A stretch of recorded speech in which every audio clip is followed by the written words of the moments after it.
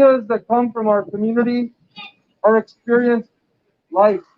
We experience the Third Avenue corridor every single day if we're a student, if we're a worker, if we're a nurse, and we know what is needed on Third Avenue. And yet our city agencies fail. But today we are here in mourning to celebrate life, to celebrate the life of a nurse who worked behind us right here at NYU, a nurse that protected the lives of so many people in the height of the pandemic of COVID. You see nurses behind us here today that are mourning their coworker, their comrade. You could see on their face this was not a life that we could have lost. That we should be protecting our essential workers who are getting on their bikes every single day to go to work because that's the safest way that they think they can go to work. And it's not just the nurses, it's so many other people. And what are we doing to protect those workers? Well, today we're remembering a life that we lost on Third Avenue, another life. You're going to hear from community members who have spoken on Third Avenue before about the conditions of Third Avenue. And you're going to hear it again. And I want you to listen to them because it is our community who is rising up right now and saying we want change. Change and action. We're done with the planning. We're done with the studies. We need action. Since the last time we were here together, Third Avenue became a little bit slower. The lights changed. And the lanes on Third Avenue were painted again. That's it. That's all we got from the deaths that we experienced last year. And if we all remember, there was a record high. COVID is forcing us to get on our bikes more. And as a bike rider, we need more. We need more. And we need more now. Is the Congress member here? I'd like to invite Borough President Eric Adams, someone who has championed so many incredible causes around the borough, but is with us today to mourn with our community and to join us in asking for action, not just from our city agencies, but from all of us. Thank you. Thank you so much, Councilman, and the families and the families were safely and part of their colleagues that are here.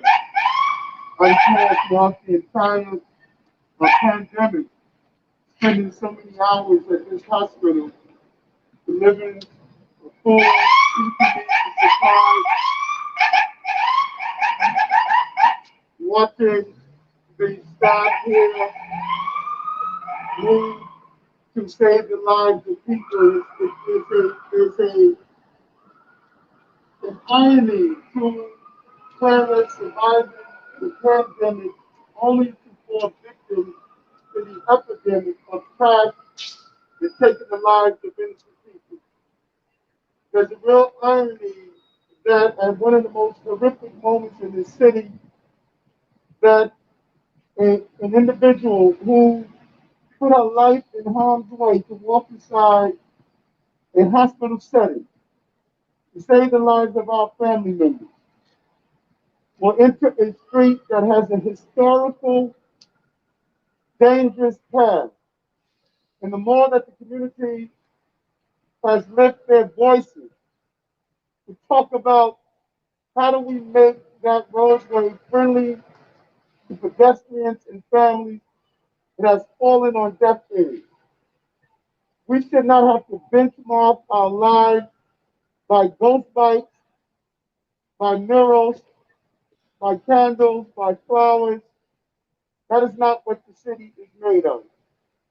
And so I join with Clara's family, part of her team members from the hospital, and a number of nurses, hospital professionals who reached out and talked about how devastated they are, already experiencing the emotional trauma that they lived through day after day during COVID-19, now having received a notification that they lost a colleague, a loved one, a friend, a daughter to something as simple as fixing our streets to ensure that they're safe.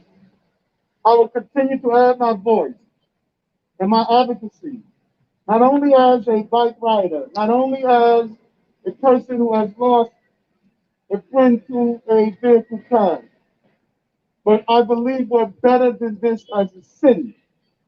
And we need to change our conversation into action. To merely have a plan that's full failures of execution is an illusion. And that illusion must turn into a reality. Let's save the Claras of the future. And again, my heart goes out to the family members and our colleagues and the community. Thank you. Thank you, Borough President, and for your advocacy, and we will join forces to bring justice to Third Avenue so that we do not see this again. I want to invite Thomas Member Adrian Velasquez to speak. Someone who was on Third Avenue before, and will continue to join in asking and demanding for justice.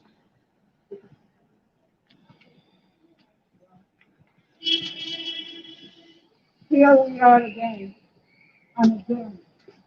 And too many times we have come together.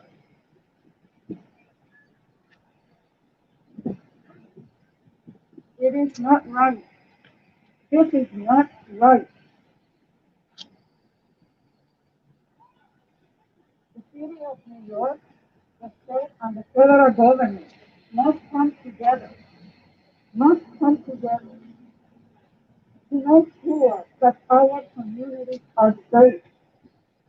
We cannot hold a press conference to present or to issue a plan about greenways if we do not do everything within our power to implement safety measures around a road that has proven to be so dangerous. This is our responsibility. I procure money, and I don't want to go through that again. $18 million for the greenway. There are parts that have not been implemented yet. And it's not enough, but it's the beginning. And then the city must come up with the funding. I know that these 3.5 miles through Third Avenue is an avenue that is so congested that we have trucks, heavy trucks, that we have pedestrians, that we have cyclists, that we have cars. We gotta do better. The city must come together and decide based on facts and evidence as to what are those dangerous streets and avenues and implement at least safety measures. But it's not only about safety measures. Let's use the media. Let's do PSA. There is an education that has to happen, that we need to call for respect and understanding that our actions could cause someone to die. We need to raise awareness with truckers, with cars, with pedestrians, with cyclists, with mopeds. Everyone needs to understand that it's just too heavy in our hearts to come all the time. This is about life and death. Life and death. We come together tonight to honor Clara Kang, a young lady. Imagine, a frontline worker, healthcare worker, who was willing to make the ultimate sacrifice for all of us to beat the virus. Because when anyone who is a healthcare worker cross that door, they know quite well that they might not come out. And yet, this is the way she died. It's just not right. So, DOC, the mayor, all of us, there is a lot of work to do. There is a lot of work to do. Vision zero means nothing if we cannot implement the most basic measures to make sure that our children, workers, everyone is safe in our borough and in the city of New York. To the family of Clara, I just, I don't know what to say, but just to say that as a community, we come to mourn her loss and we need to let her name and the many others who died before her to remind everyone that we need to do better. Thank you.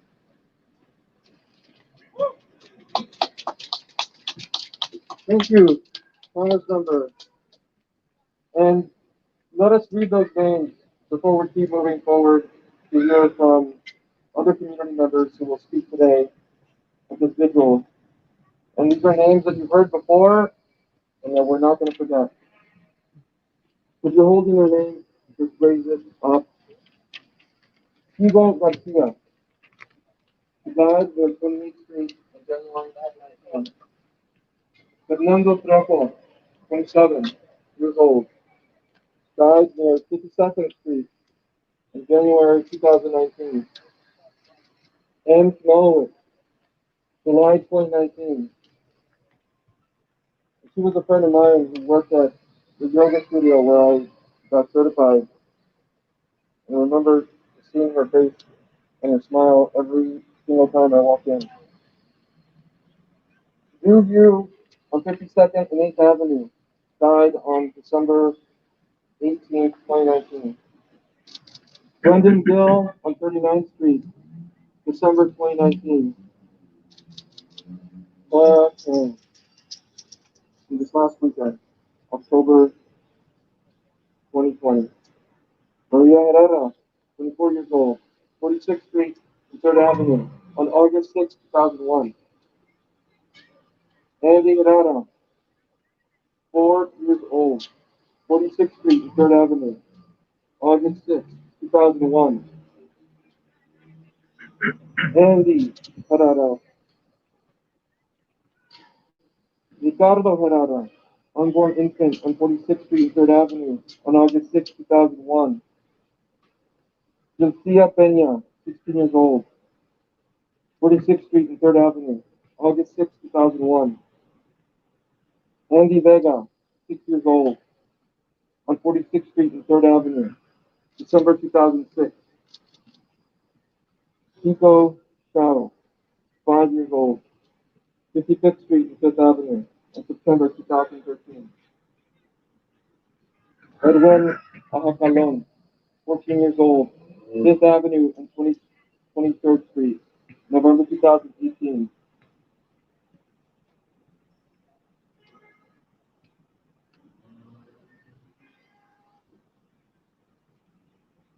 We will not forget their names, and we will keep fighting. Next, we want to hear from Deputy Public Advocate Kashif Singh for Infrastructure and Environmental Justice.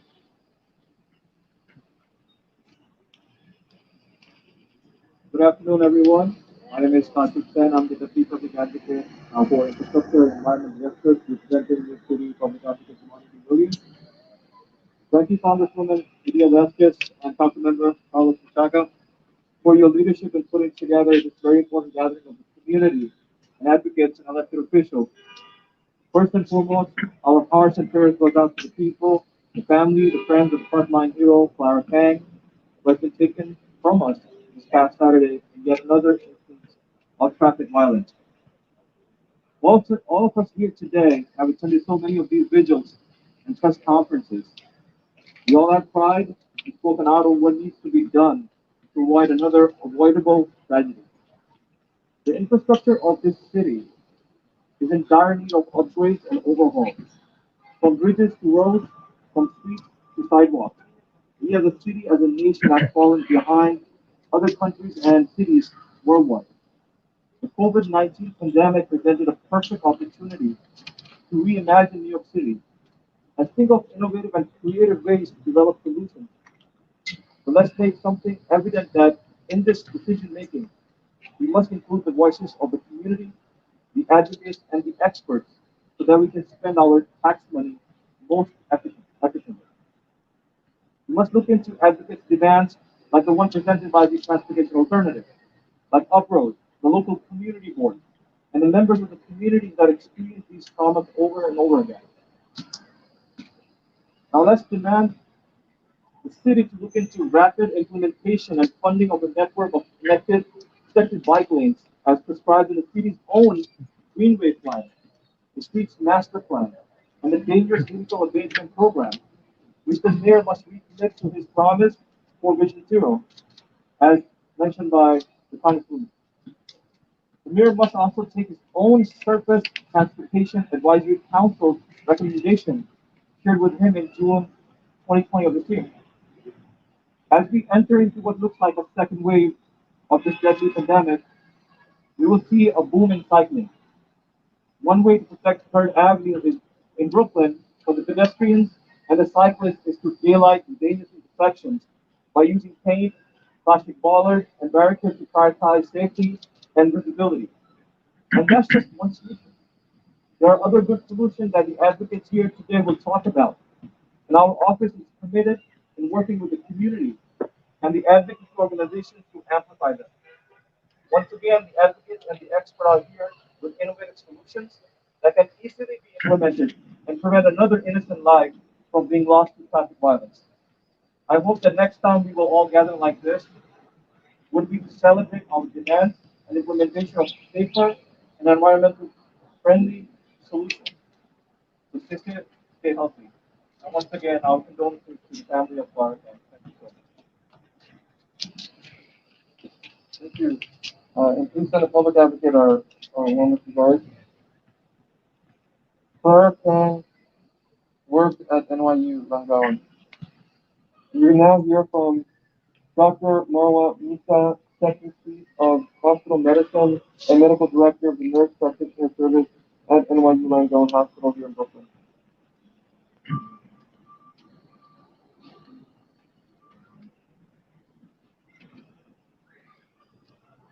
Hi everyone, I'm Dr. Musa. I work with Clara. Clara was one of our nurse practitioners in the general medicine service.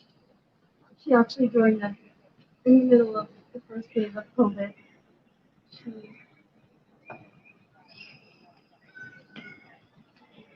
she joined she joined us in the middle of the COVID wave, the first COVID wave we had. She worked through the night. She took all the night shifts, and she was able to always bring energy and light to the team. Everyone who emailed me or texted me about her has commended her for her being brave, being the most hardworking, and always being there for her team and for her patients. This is really a big loss. She'll always be remembered at NYU for being the most hardworking. And I feel like this community has lost a lot by her being gone. She provided excellent care. Her dream was to become a critical care nurse practitioner, and we were actually working on a plan to make her go into the ICU and fulfill her dreams. Her family, my heart is, broken for them, and the mother, the sister, the boyfriend. There's nothing to say. There are no words to say for her loss. Thank you all for being here.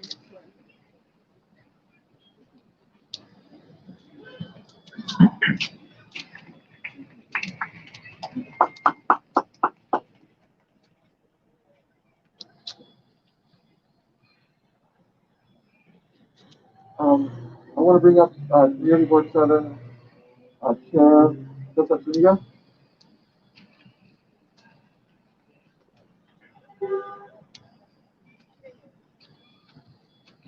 So, first of all, to the family and to friends and colleagues of Carla, uh, my deepest sympathies, and I'm sending a lot of light and strength to all of you. Um, and yeah, there are no words.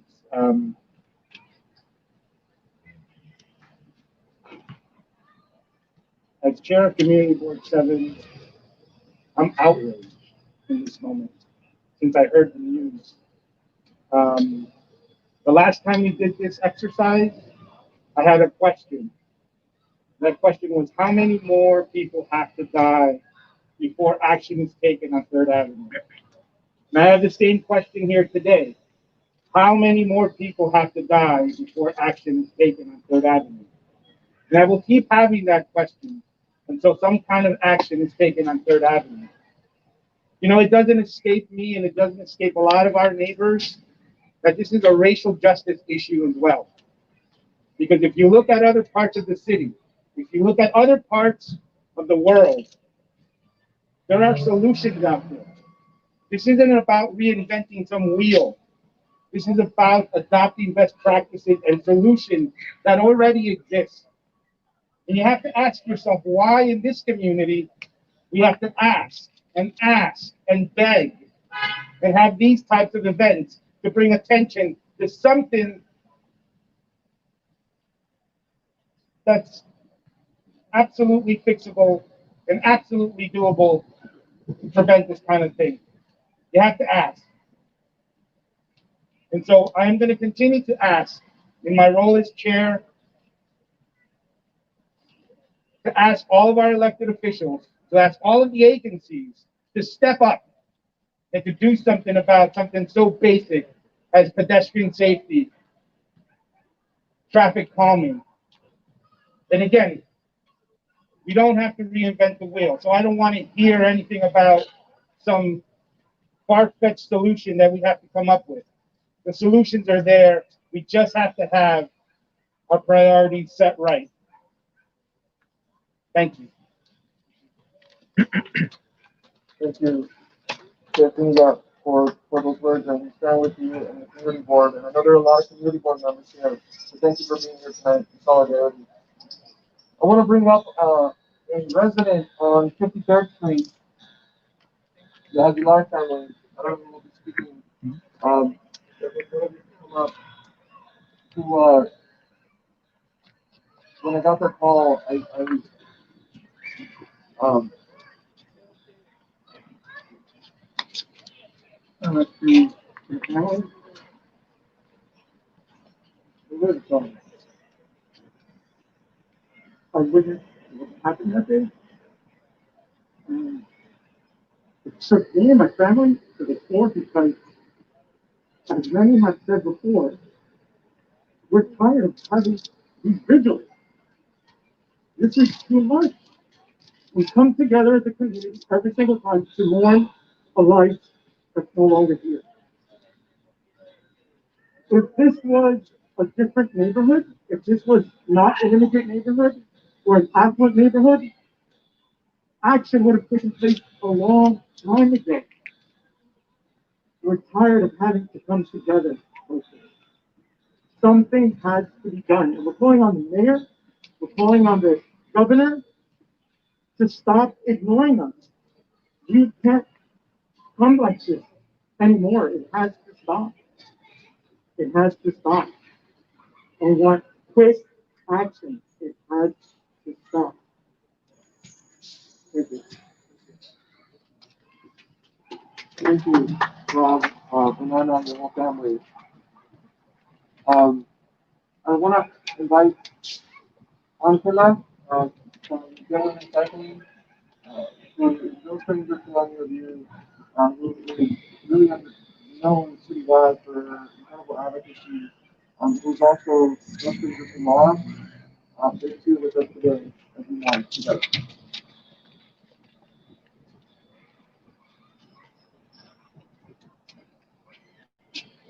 Good afternoon, everybody. My name is Angela. As you know, I was actually raised in Sunset Park. I moved back here for the last 20 years. I've been running a bicycle commuting program to help encourage women identifying individuals, non-gender conforming individuals to get out and ride their bicycles. I don't know, I don't have the privilege of knowing Clara, aside from this Vigil, but I can tell that we would be great friends. And for those of you who know her, will probably already see her as a role model. But I can tell you through the years that I'm doing this work and getting people to embrace bicycle commuting for environment, for health, mental and physical, that Clara was a role model. Today, after bringing City Bike into New York City since 2013, we still see a huge gender gap. And in the crowd, I see members of Get Women Cycling, I see business partners of Get Women Cycling here. And you all know what it is to be gathered together and see the loss of someone like Clara. Not only was she a role model in the bicycle community, but I knew a sense of bravery being a nurse practitioner during a pandemic and saving lives in our community. So this is particularly hard for me to be here talking about this, and we do have asked. As so many of our elected officials said, we're not looking for rocket science, we know the answers. We need the federal government to go to auto industry and industries that make any kind of vehicle that can surpass the 25-mile-per-hour speed limit in cities and get them to educate consumers about the dangers of these vehicles, of those of us outside the cars, the danger that these vehicles cause us, and the responsibility any one of us operating one of these vehicles, be it a motorcycle, SUV, a passenger car, or a heavy truck, to understand the responsibility of driving a multi-ton machine down the public street. We need state officials, and the Bernard is here, and I hope Senator Tamara is here, some representatives, to pass legislation that we know is ready, is written, to continue to test those of us who have licenses, to continue to add education. That for over 50 years, the DMV has not included adequate education on the changes that we're seeing in city streets regarding the increase of foot traffic and bicycle traffic, and more recently, scooters and skateboards and any other type of vehicle that can be purchased online with a credit card that we are now seeing on our streets. We need city government. That's the mayor's office, the DOT, council members, community boards, and bids to come together and devise an educational program to raise awareness about the changes that we're seeing in the community landscape in urban centers like New York City, but also in densely populated areas around the world. This is the future of communities. It doesn't take millions of dollars to get in place in educational systems to raise awareness about how everyone here needs to understand it's not just cars owning streets or passenger vehicles owning streets. And for all of us here who are not elected officials, it's our job to be on the back of every one of the elected officials we chose and demand them to be accountable for what is happening in our neighborhoods.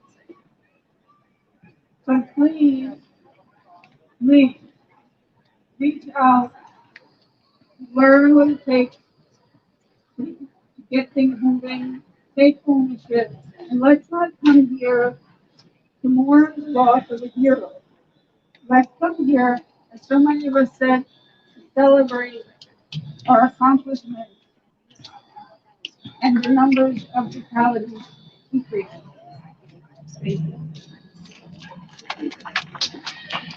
Thank you, Angela, and everything that you're doing for following her hero, a role model for so many people just to get on the bike. And with that, I'm just going to do a quick reminder for folks. I know that you want to get closer, but we want to make sure that everyone is social distancing. So if you can just look around, just step away. We're going to try our best to speak into the mic so that you can listen. And we want to stay safe as well. There's PPE if you need it, and hand sanitizer uh, somewhere. We will walk around with it. Thank you.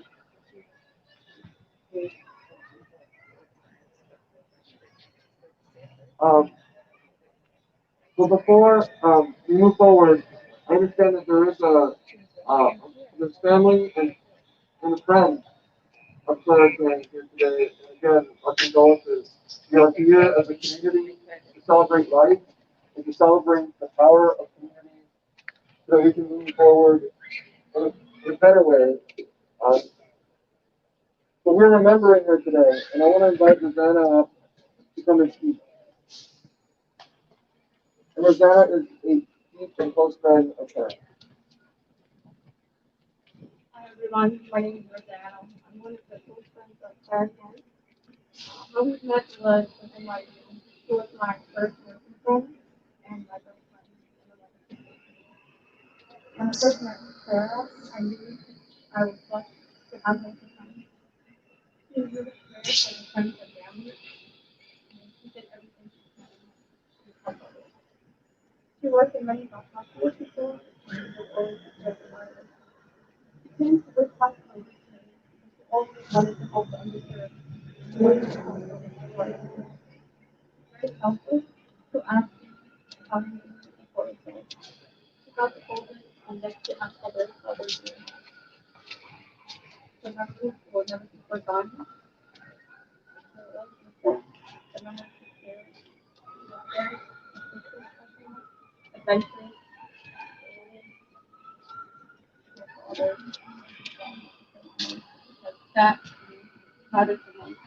Money is not something to worry about. Making a difference in people's lives is what you want. I'm not grateful to be here. To be here. He came here with I learned from family, to sister, to boyfriend, to mother, and now she's with her dad and husband. We will all celebrate her life and share the beautiful memories of her. And more for also the people who pass away from this practice. And we can't have this anymore. We need to keep the legacy of it. And I'm grateful that God shines with us. We can do that. And no more lives lost, not one more. Thank you guys for everything. We'll share the life of those who gather. Thank you.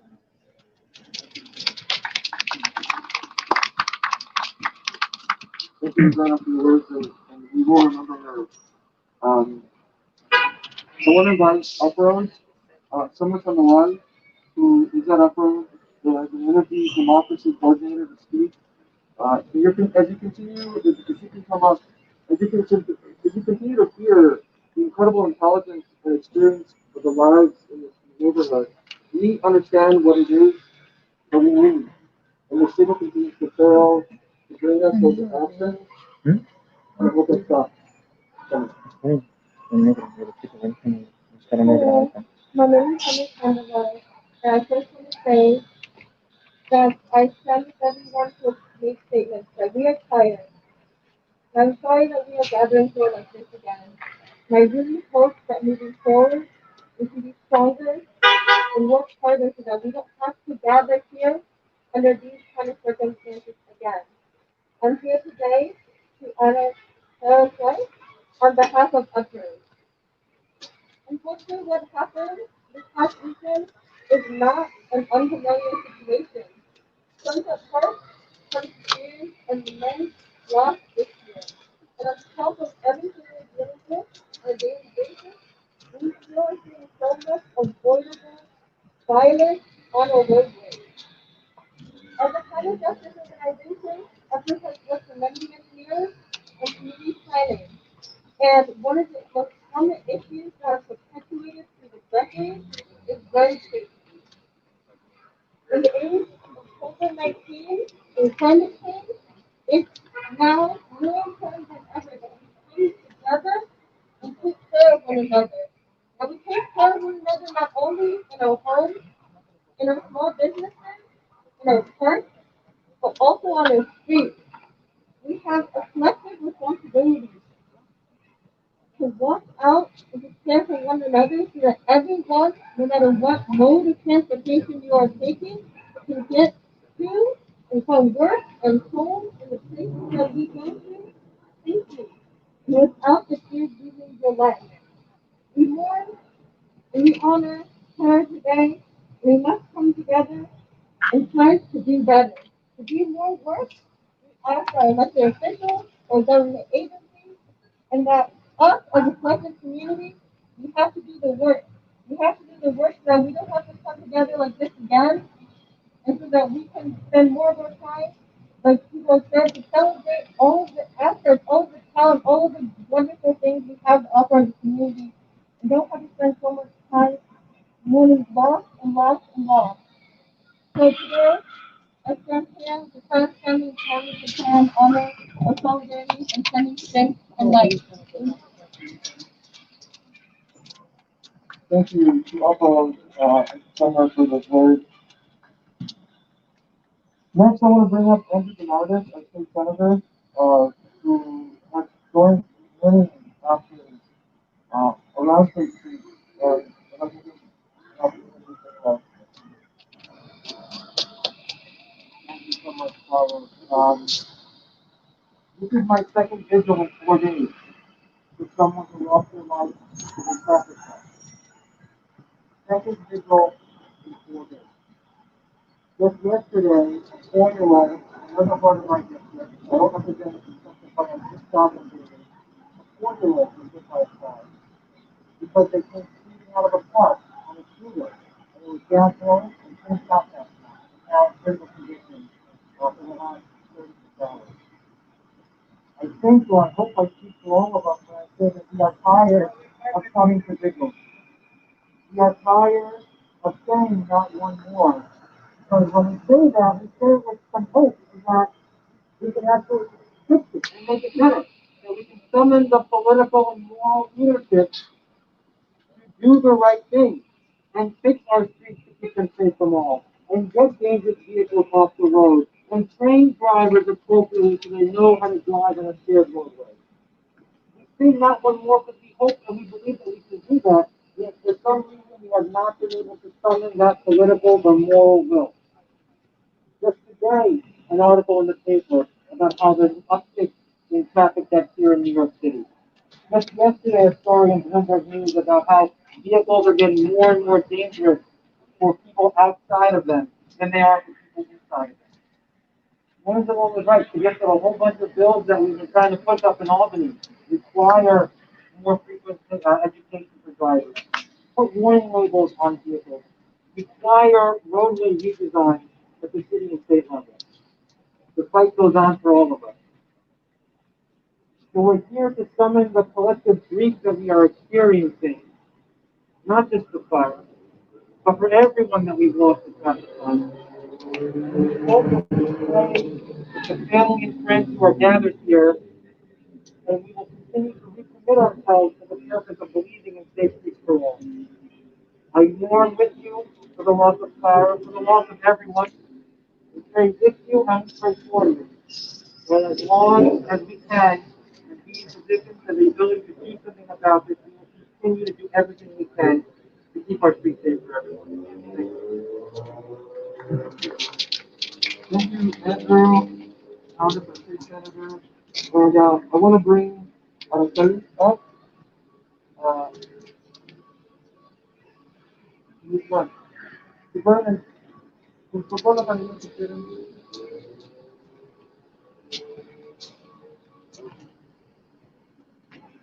Tarde, mi nombre es Araceli, participo en Soy muy ordenadora, dejándote la escuela segura.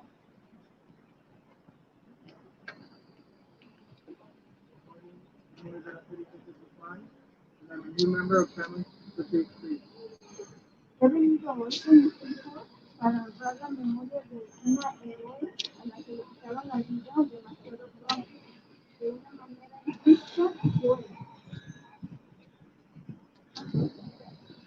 Al igual que Clara, mi amable esposo José Antonio Barrera murió de la misma forma por la violencia de tránsito no muy lejos de aquí, después de ser atropellado por un conductor fuera de control. Hace 3 meses acabábamos de llegar a casa de compras, de comprar comida con mi hija de 6 años. José acababa de dejar a nuestra niña en la acera frente de los campos y me dijo, se dio una vuelta para coger los alimentos de la cazuela con un conductor imprudente y una misa de 2 cosas le golpeó el impacto y yo acosté volando hacia la acera. Estaba en el, yo estaba en el asiento del pasajero delantero y sentí un fuerte impacto. Fue horrible, pero mi hija lo vio todo. Salí corriendo delante y encontré a mi hijo llorando secamente.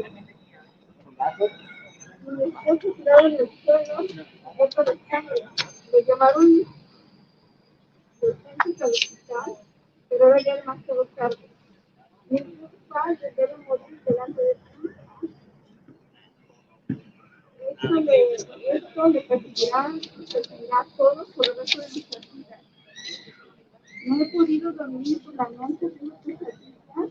Mis 4 hijos merecen un padre que los cuidara y mantuviera nuestra familia. Soy un buen padre, años, amaban a sus hijos y ahora no sé qué va a pasar. Que no lo tienen. Hoy estamos unidos, una vez más, una víctima más, una vida más. Mi pregunta es, ¿cuántas víctimas más ante la justicia se hace para que esto no le pase a otras familias, como la mía y la de Clara? Cuanto más debemos reunirnos, pero en nuestros líderes acción y haremos nuestras seres necesitamos cambios y lo necesitamos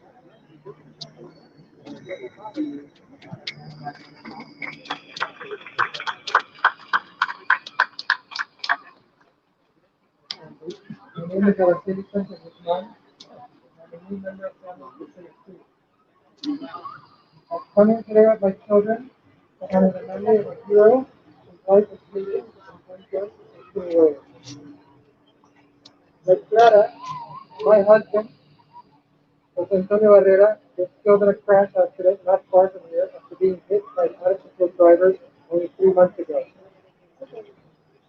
We had just come home from shopping with my 6-year-old daughter. Jose had just hit our girl on the sidewalk in Fort Hamilton Parkway and 39th Street. Turned the truck around to pick up the person he was from when a reckless driver and speeder Nissan struck him. The impact sent Jose flying onto the sidewalk. I was in the front passenger seat and felt the impact, which was horrible. But my daughter, she saw everything. I ran out of the car and found my daughter crying hysterically, and my husband lying on the ground covered in blood. They rushed him to the hospital, but it was too late. No parent should be killed in front of their child. This will haunt her. It will haunt all of us for the rest of our lives.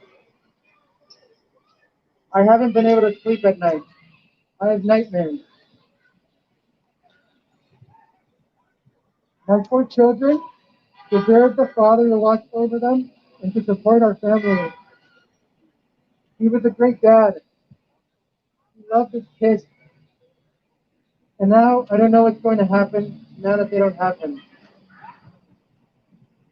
Today we are gathered once again. One more victim, one more life. And my question is, how many more vigils before justice is done? That this does not happen to other families like Clara's. How many more times must we gather before our leaders take action and fix our deadly streets? We need changes, and we need them now. Thank you.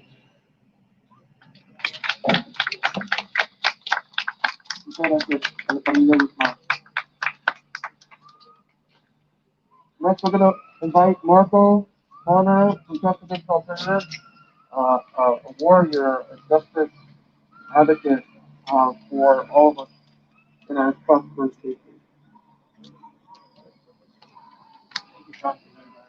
Good afternoon, everyone. My name is Marco. I'm in the and to Clara's family, to her loved ones, her colleagues, and friends who are here today, I'm so sorry for your loss. I did not know Clara, but it is clear from everything that we have all read about her, the outpouring of the descriptions of who she was, that she was an amazing person who healed people when she was here, and who helped people. At Transportation Alternatives, we fight to make our streets safer, to save lives. And I can only say that I'm so sorry that we did not fight hard enough to save Clara's life. What we fight for are treatments that have saved lives in the places that they've been placed. We fight so that we do not have to be right next to lethal bullets of steel that weigh thousands of pounds that move at lethal speed. We fight to build protected bike lanes, protected intersections, through daylight intersections so that you can see people, so that you can see children when they step out into the road. And just as Clara's death was such a tragedy, it was also a policy failure. This city continues to sprinkle out from these life-saving treatments to an intersection further down on 3rd Avenue and 36th Street, but not here where Clara was killed. They continue to sprinkle out these treatments in one part of the city, but not in another part, not where they are needed, which should be everywhere. So that is a policy failure. It is a failure for all of us we all have the power to make these changes and to demand them of our elected officials. It is a failure by Mayor de Blasio and his administration for continuing to ignore the carnage that happens on our street day after day, year after year, with more than 200 people killed every single year on our streets. That is not acceptable. So it is a policy failure, and we have had enough. I was at the Vigil with Senator Bernardes, with 7-year-old Sama Ali, just this weekend. So we have had enough. If some of these treatments had been in place, Clara could have been alive. M, who was killed on 3rd Avenue, could have been alive. MD Abdul Bashar could have been alive. Hugo Garcia could have been alive. So many people could still be here. And it is clear that Clara, her life was not in vain. She healed people in the time that she was here. She made an amazing difference in the time that she was here. And I can only say that it is a pain that we have seen too often. We work with members of families to save streets, to turn grief of unimaginable loss into life-saving action. And I can only say that we will fight harder. Enough is enough. No more crumbs. No more nitpicking of who gets life-saving treatments. We will fight harder we will use this so that Clara can continue, the impact that she had will continue to save lives, to make this city safer, and to save lives, prevent the loss that happens to all. Thank you. Thank you, Marco, and Transportation Alternatives. Next, we want to have Jorge Muniz to come up and say a few words, a community leader in our community here. And as he comes up, I want to thank him and Fabiola Mendieta and Melissa from Lydia Velasquez's office, my team, Carlos Jesus, Cesar, and Lorena for coming together and making today happen. Thank you. Okay? Thank you. I'll keep this short and sweet. My name's Jorge. I live here in Sunset Park, Brooklyn. This is where I learned how to ride my bike in this neighborhood. And I'm here because, like many of you, I'm upset by what we're seeing in the news, by this beautiful life, this essential healer, right, that had to die on 3rd Avenue. And for me, you know, I got to be very upfront. It was very upsetting for me because this has happened so many times, especially to people that have been people like my neighbor, like Fernando, who last year crossing the street of 3rd Avenue trying to get home to his family. He got killed. But the police didn't investigate that one because they made some assumptions about him, and they didn't investigate it. And they didn't investigate when Hugo Garcia was trying to open up on New Year's Day the Park Slope Bagel spot for his boss. They didn't investigate that one. But finally, a white person died in the summer, and some people, including the press, started paying a little bit more attention. And then we had our neighbor Brendan get killed while he was going to get a gift card at Costco for his wife. And I saw a lot of promises being made then about how we're going to fix 3rd Avenue and make sure this wouldn't happen again. And I don't know about you, but 3rd Avenue doesn't look fixed to me. It doesn't look fixed to me. And it's just very, very upsetting, very triggering for me that we're living here in the moment that we are, and nothing has changed. And it's very upsetting for me.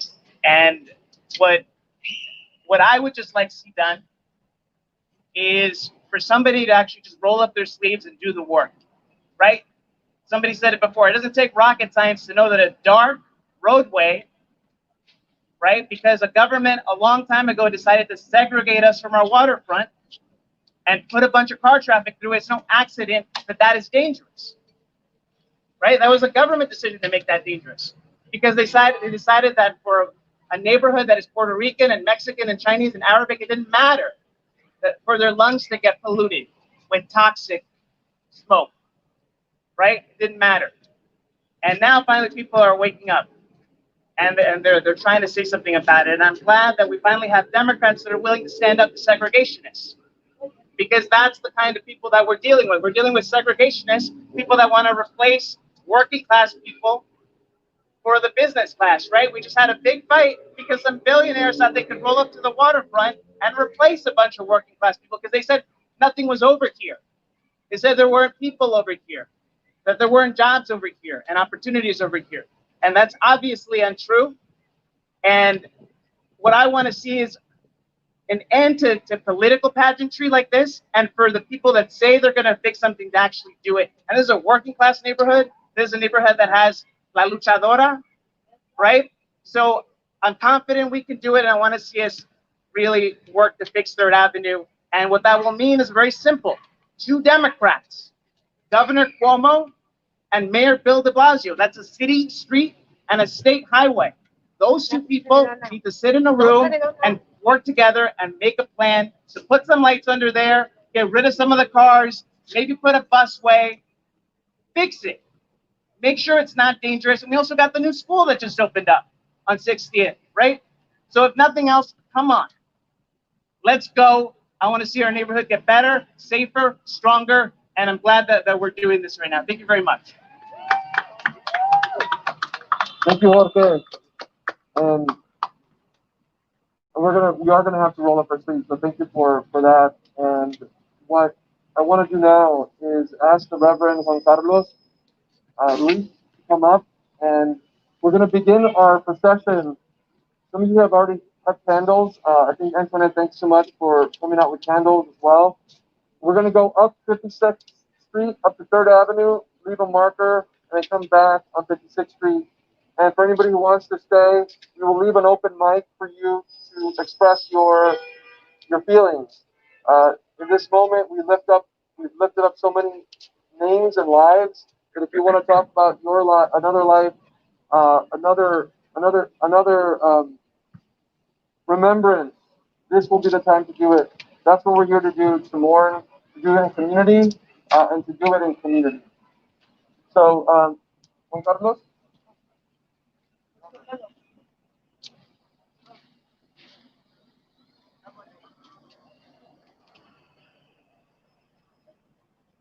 On the back of our sheets, those who have it, we have a list of people. One too many. Not one more. Say it after me. Not One more. say it. Not one more. Not One more. Not one more. Not one more. Not one more. Not one more. It is the work of us as a community not only to mourn and pray, but to actually identify and see that the solutions that are on the table get realized. It's not enough to pray. It's not enough to wait. I am, besides being heartbroken, I am angry. I am angry at those who fill their mouths with empty promises and sweet talk to us. It's time. It's time that we as a community keep pushing for real solutions in the name of Clara, in the name of, I think there is a victim to traffic violence every 48 hours in our city here in New York. Every 48 hours. So as we march, we do so with heavy hearts. But let our steps be a sign that we are not going to be complacent anymore. That we are going to keep on marching and doing as much as we can so our streets, so our kids, when they ride our bikes, be safer. So let us light our candles in the memory of Clara, in the memory of so many others, as a way of ourselves to commit to the change that is needed. El silencio no es suficiente. Ni uno más. Pueden repetir después de mí. Ni uno más. Ni uno más. Ni uno más. Sabemos que como comunidad tenemos la responsabilidad del cuidado del uno al otro. Sabemos que hay poder en nuestra comunidad porque lo hemos vivido y lo hemos experimentado, que cuando nos unimos y demandamos justicia, vemos esa justicia realizada. Así que continuamos ese legado de Clara y y de tantos otros que han perdido su vida. Recordamos que el legado es de proteger la vida, de mejorar nuestras vidas. No lo podemos hacer solo, sí lo podemos hacer como un grupo colectivo, como una comunidad. Así que vamos a marchar en silencio. Sabemos que llevamos la llama de la esperanza, no solamente en nuestras manos, pero en nuestro corazón. Alimentamos esa llama así al caminar y al recordar a aquellas personas, aquellos seres queridos, amados y extrañados. Enhorabuena y que Dios bendiga nuestra marcha.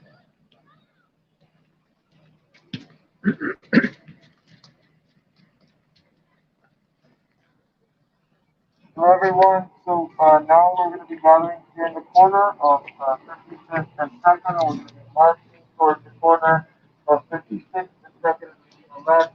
Also, if you want a candle, Susan over here has some candles. You can light it up with that has the candle lit. Thank you everyone.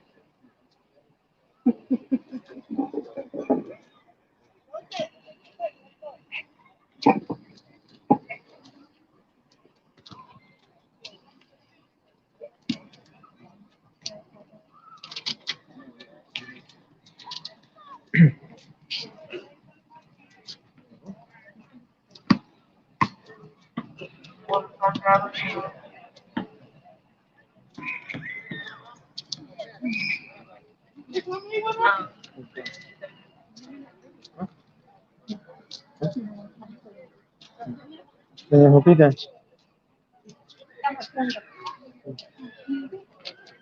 Le dieron una vez.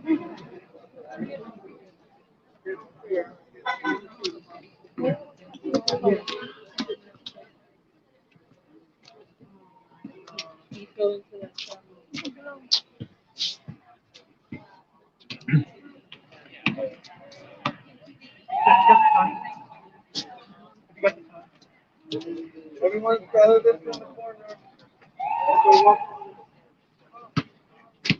Orillas a la orilla, orillas a la orilla. Orillas a la orilla. ¿Dónde? Orillas a la orilla. Ah.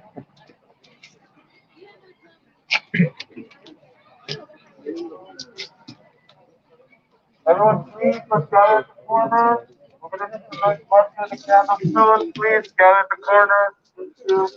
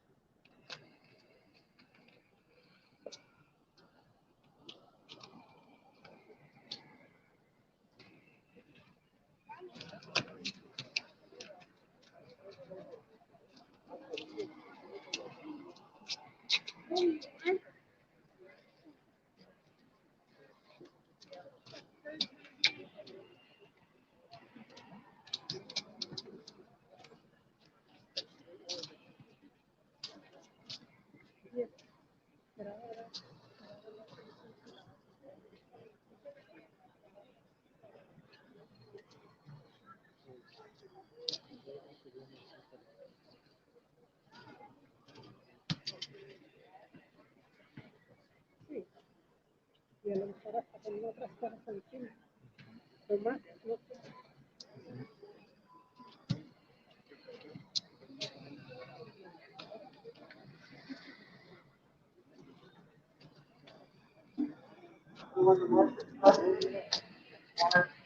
Participate in the march.